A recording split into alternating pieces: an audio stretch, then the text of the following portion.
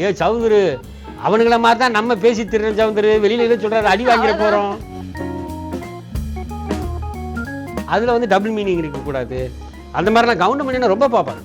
அது மாதிரி வந்து இவரை போடு அவரை போடலாம் சொல்ல மாட்டார் கவுண்டமணியன். இது ஆக்சுவலாக ஆரம்பித்த இடம் வந்து விவேக் தான் எனக்கு தெரிஞ்சு. ஏன்னா அவர் தான் இந்த கேங் ஆரம்பித்து நான் மன்னன் டப்பிங்க்கு போகிறேன். ரஜினி சார் டப்பிங் பேசிக்காரு, என்னை பார்க்குறாரு. நம்ம நடித்த சீன் மாஸ் சீன் இல்லை, மாஸ் சீன் இல்லை அப்படின்றார். ஏன் இந்த படத்தில் நீங்கள் வேலை பார்க்கல அப்படின்றார்.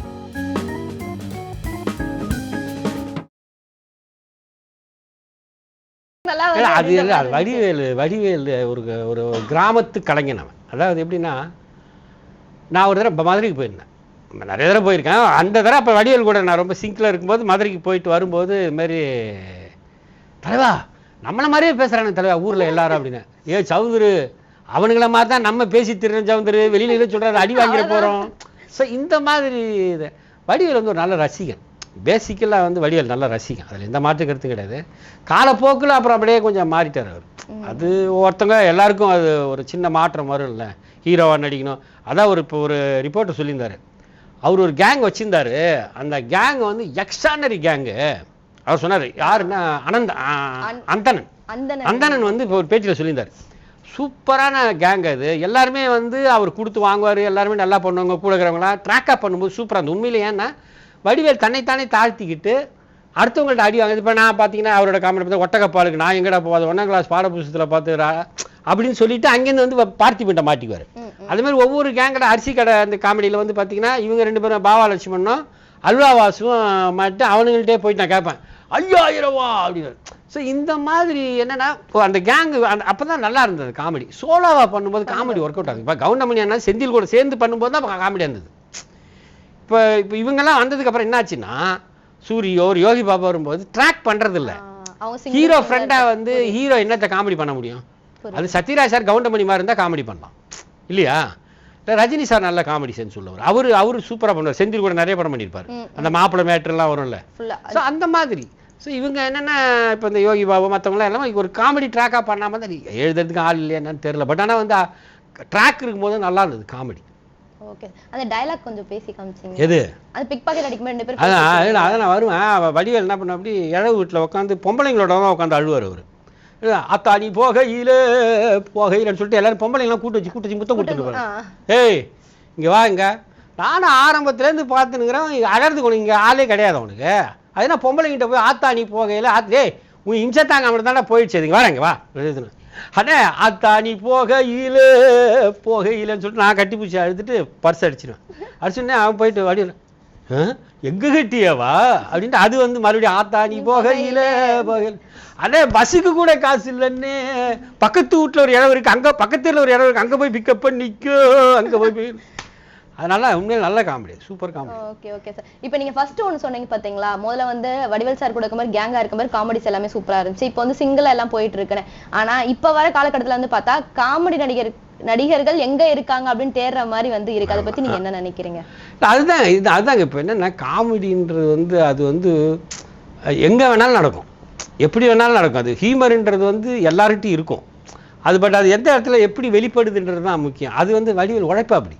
இப்போ நீங்கள் ஏதாவது ஒரு சீன் சொல்லி பழசாக இருந்ததுன்னா வேணாம் அது கவுண்டமணி என்ன ஏன்பா கெட்ட ஒரு மாதிரி டபுள் மீனிங்கே பேச மாட்டாங்க. அவங்களாம் ரொம்ப ரேர், ரொம்ப வேறு வழியே இல்லைன்னா பண்ணுவாங்களே தவிர இந்த டபுள் மீனிங் பேசுறது. ஏன்னா குழந்தைங்க தான் நிறைய காமெடி பார்க்குங்க. அவங்க காமெடின்றதே குழந்தைங்க ரசிக்கிறது.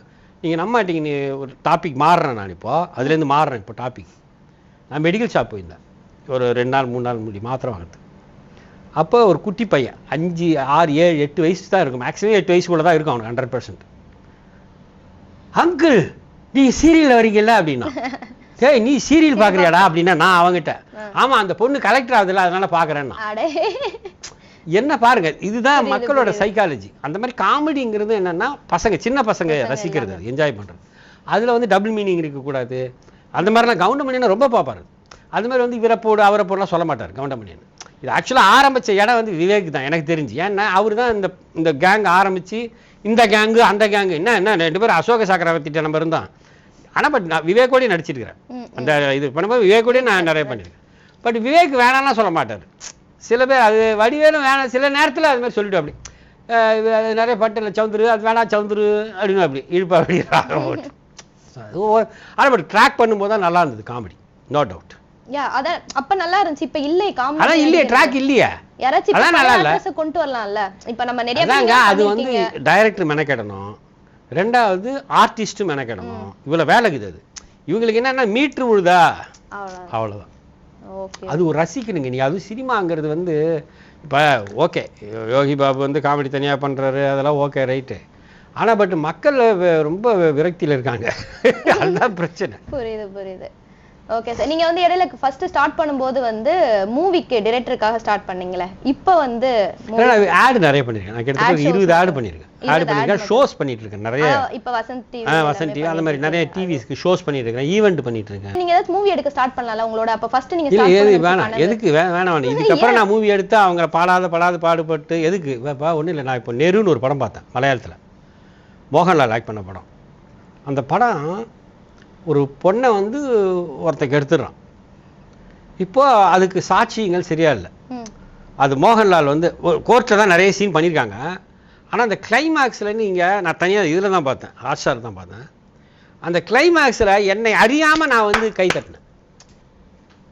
அதுக்கான ஸ்பேஸ் இருக்குது. அதுக்காக தமிழ் சினிமா நல்ல சினிமாலாம் வருது. இப்போ மகாராஜா கூட நல்லா இருக்கு, நாங்கள் நல்லா ஹிட்டு.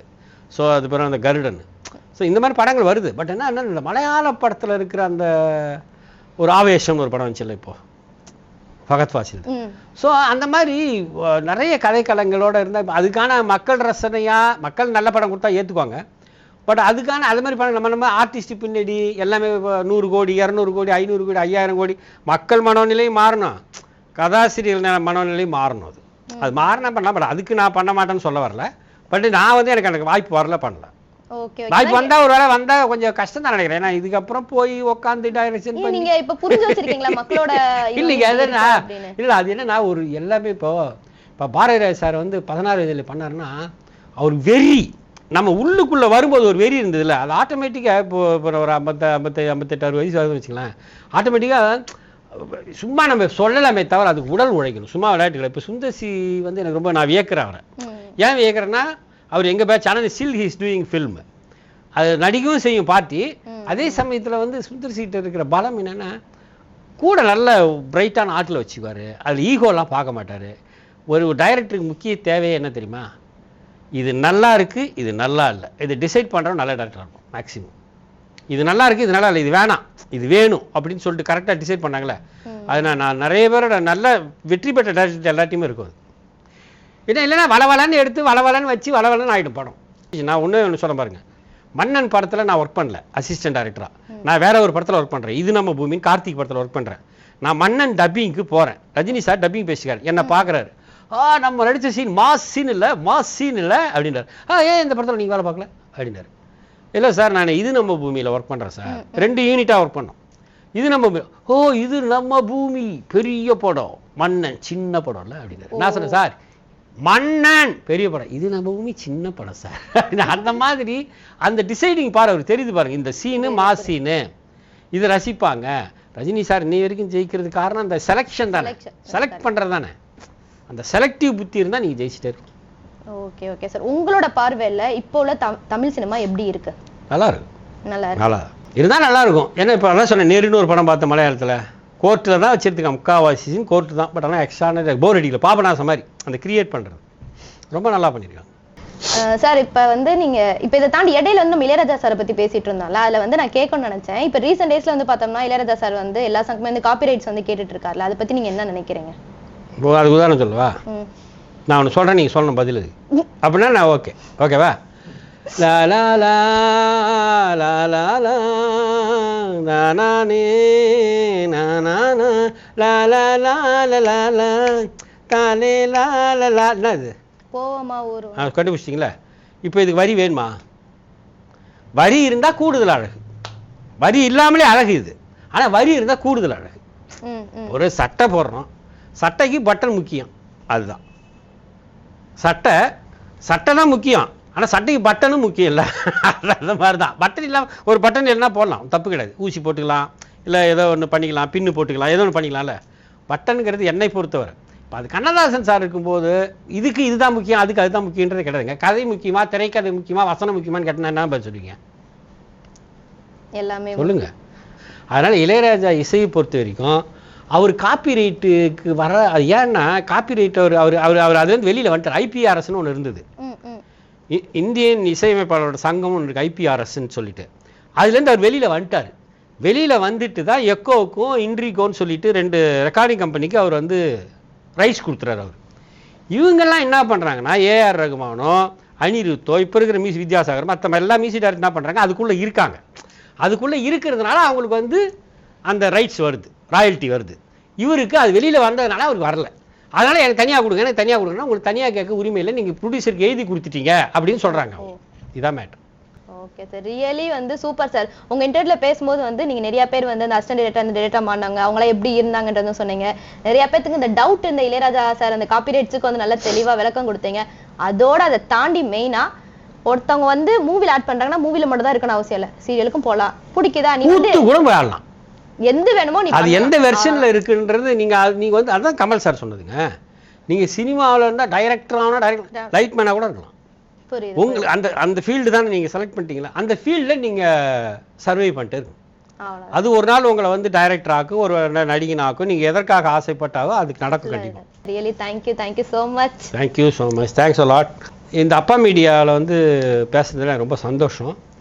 என்னென்னா பொதுவாக வந்து ஒரு இன்டர்வியூ என்ன உங்கள் வாழ்க்கை வரல என்ன நீங்கள் எப்போ வந்தீங்க, அது அது என்னென்னா ரொம்ப ஈஸியான கேள்வி, பட் கேட்டு தான் ஆகணும், வேறு வழி கிடையாது. பட் ஆனால் இந்த அப்பா மீடியா வந்து இதில் வர்ற நான் 2-3 இன்டர்வியூ பார்த்தேன், ரொம்ப நல்லா இருந்துச்சு. பண்ண ஆங்கரும் நல்லா பண்ணாங்க, இந்த குரூ எல்லா குரூவுமே நல்லா இருந்தாங்க. ஸோ இன்னும் மென்மேலும் வளர்ந்து மிகப்பெரிய இடத்துக்கு அப்பா மீடியா வரணும்னு ஆண்டவனை பிரார்த்திக்கிறேன்.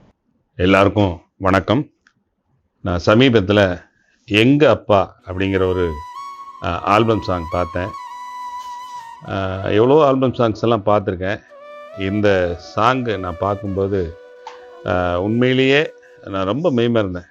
காரணம், அவ்வளோ அருமையான லொக்கேஷனில் நல்ல ஒளிப்பதிவாளர், இந்த சின்ன பட்டாம்பூச்சி மாதிரி அந்த ஒரு அவ்வளோ பெரிய கிராண்டான ஒரு ஃபீல்டில் பாப்பா லக்ஷனா ரிஷி அவங்க ரொம்ப அற்புதமாக யதார்த்தமாக துளி கூட செயற்கையாக இல்லாமல் ரொம்ப யதார்த்தமாக நடிச்சிருந்தாங்க.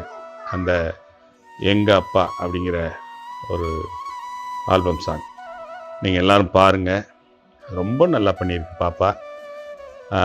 பிற்காலத்தில் மிகப்பெரிய ஒரு கலைஞராக இவங்க வருவாங்க அப்படிங்கிறதுல எல்லளவும் சந்தேகம் இல்லை.